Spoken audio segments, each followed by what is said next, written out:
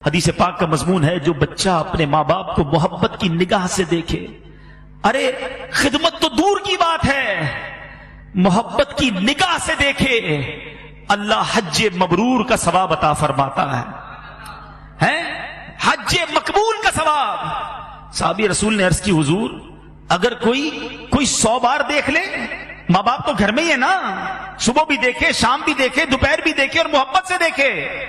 اللہ کے حبیب فرماتے ہیں، صحابی نے پوچھا حضور وَإِن نَظَرَ كُلَّ يَوْمٍ مِئَةَ مَرَّةٍ، کوئی شخص اپنے ماں باپ کو دن میں 100 بار محبت سے دیکھے؟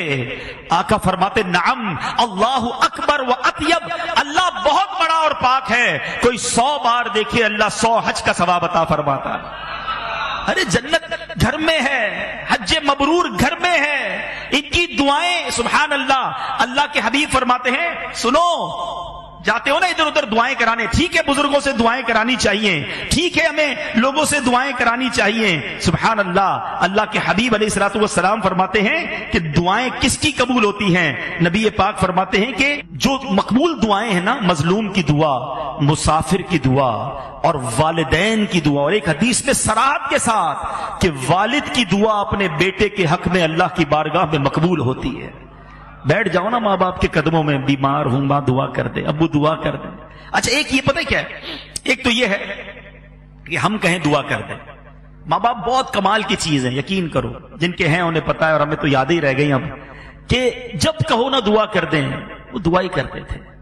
دعا کے لیے مانگو اور یہ نہیں کہتے تھے مجھے ستاتا ہے اور دعا کرنے آتا ہے، میری بات مانتا نہیں، اور آج دعا۔ ماں باپ کمال چیز ہے، ایسا پیار، ایسی محبت، گیو اینڈ ٹیک نہیں ہے ادھر، یہ ون وے ٹریفک ہے، ایک طرف خطائیں ہوں، ادھر سے عطائیں ہوتی ہیں، بے لوث پیار کرتے اپنے بچوں سے۔ لیکن مزہ پتہ کیا ہے کہ میں نہ کہوں ابو دعا کریں، میں نہ کہوں امی دعا کریں، مزہ اس میں ہے کہ ہم کہیں نہ اور ماں باپ ہاتھ اٹھا کر دعا کریں۔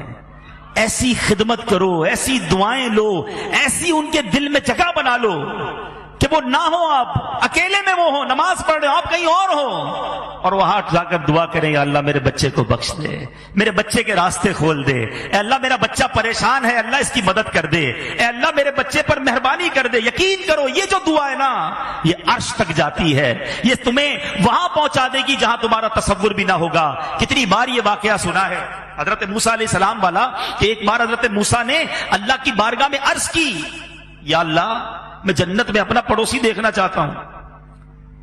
اللہ نے فرمایا موسیٰ پیغام ملا فلاں علاقے کا کسائی تیرا پڑوسی ہے۔ حضرت موسیٰ حیران میں، اللہ کا نبی پڑوسی کسائی؟ ڈھونڈتے ڈھونڈتے پہنچے، طویل واقعہ ہے، پتا چلا کہ اس غریب کے 2 بوڑھے ماں باپ تھے، اپنے ہاتھوں سے نوالے بنا بنا کر اپنے ماں باپ کو کھلاتا تھا۔ حضرت موسیٰ نے کہا بیٹا یہ بتاؤ تیری ماں تجھے کوئی دعا دیتی تھی؟ باپ کوئی دعا دیتا تھا؟ کہ جب بھی خدمت کرتا تھا نا، کھانا کھلاتا تھا تو ماں باپ دعا دیتے تھے یا اللہ ہمارے بچے کو جنت میں موسیٰ کا پڑوسی بنا دے۔ نبی کا پڑوسی بنا دیتی ہے دعا۔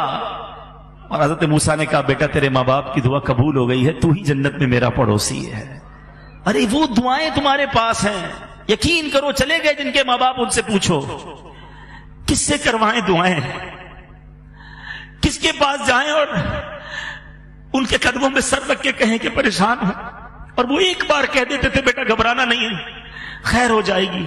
ہمیں ایک آسرا ہوتا ہے کہ والد ہے سر پہ، آسرا ہوتا ہے کہ ماں ہے پیچھے، پریشان ہوں تو وہ بھی پریشان ہو جاتی تھی، ہم بیمار ہوتے تھے نیند اسے نہیں آتی تھی، تکلیف میں ہم ہوتے راتیں وہ جاگتی تھی، گھر میں سب سو جاتے تھے، ہم گھر میں نہ آئے ماں جب تک جاگتی تھی۔